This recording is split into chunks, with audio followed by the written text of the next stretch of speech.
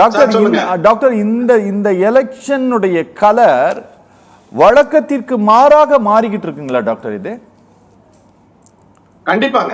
இந்த எலெக்ஷனுடைய இது வழக்கத்திற்கு மாறாதான் மாறிட்டு இருக்கு. ஓகே. இப்ப நடக்கக்கூடிய தாவேகானுடைய மீட்டிங்க பாத்தீங்கன்னா நம்மளுக்கு ஆச்சரியமாவே இருக்கு.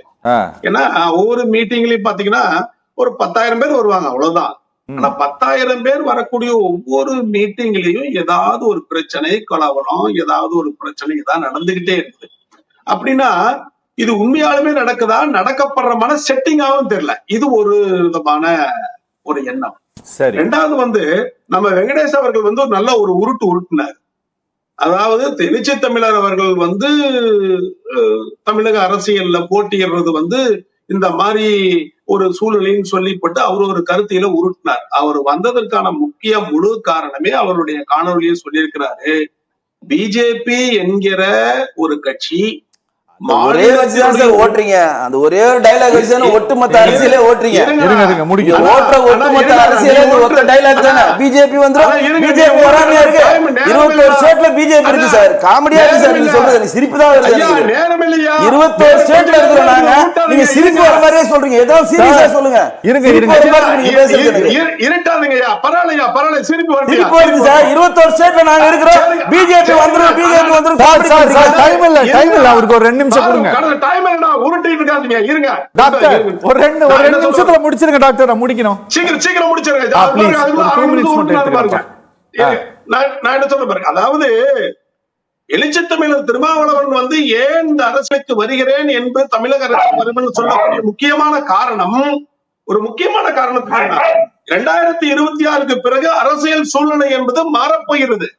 அப்ப மாறப்போகிற சூழல் பிஜேபி என்கிற கட்சி ஒவ்வொரு மாநிலத்தினுடைய கட்சிகளையும் பலவீனத்திலே தான் தீர்வாக வேண்டும், எப்படியாவது ஆட்சிக்கு வர வேண்டும் என்கிற எண்ணத்தின் அடிப்படையிலே இருக்கக்கூடிய மாநில கட்சிகளையும் நாம் என்ன பண்ணணும், பலப்படுத்தக்கூடிய அளவில், தன்னுடைய கட்சியை பலப்படுத்தக்கூடிய அளவில் இருக்க வேண்டிய காலத்தின் கட்டாயம் இருக்கிறது.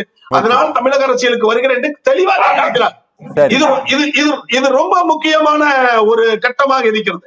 ரெண்டாவது என்ன சொல்றாருன்னா, இவர் சொல்றாரு சிறுபான்மையர் என்றால் முஸ்லிம்கள் மட்டும்தான் சிறுபான்மையரா.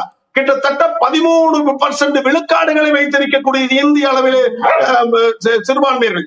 இவர்கள் பௌத்தர்கள் எவ்வளவு விழுக்காடு? 0.1 கூட கிடையாது. கிறிஸ்தவர்கள் எவ்வளவு விழுக்காடு? 2.2 விழுக்காடு. ஆக கிட்டத்தட்ட 13 விழுக்காடுகளை வைத்திருக்கக்கூடிய மிகப்பெரிய ஒரு கட்சிகளை, மிகப்பெரிய ஒரு சமூகத்தை ஒரு சீட்டுகள் கூட கொடுக்காம வச்சிருக்கிறத இவர்களாம் இருக்கக்கூடியதா? எப்படியாவது இந்த இஸ்லாமியர்களை ஒழித்து கட்டுவது, அவர்களுடைய உரிமையை போக்குவது, அவர்களுடைய அடிப்படை உரிமைகளை அணைத்து எடுப்பது, வக்போர்டு பிரச்சனையாக இருக்கட்டும், சிஏவா இருக்கட்டும், இல்லை என்ஐஏவா இருக்கட்டும், எல்லா விதத்திலும் அவர்களுடைய உரிமையை ஒடுக்குவது என்பதுதான் இவர்களுடைய திட்டம். இந்த திட்டத்தை ஒடுக்குவது, மக்களுக்கு வெளிப்படுத்த வேண்டும் என்கிற ஒரே சூழ்நிலையில் தான் எழுச்சி தமிழர் அவர்கள் தமிழக அரசியலுக்கு வருகிறார் என்பதை தெரிந்து கொள்ள வேண்டும். ஓகே.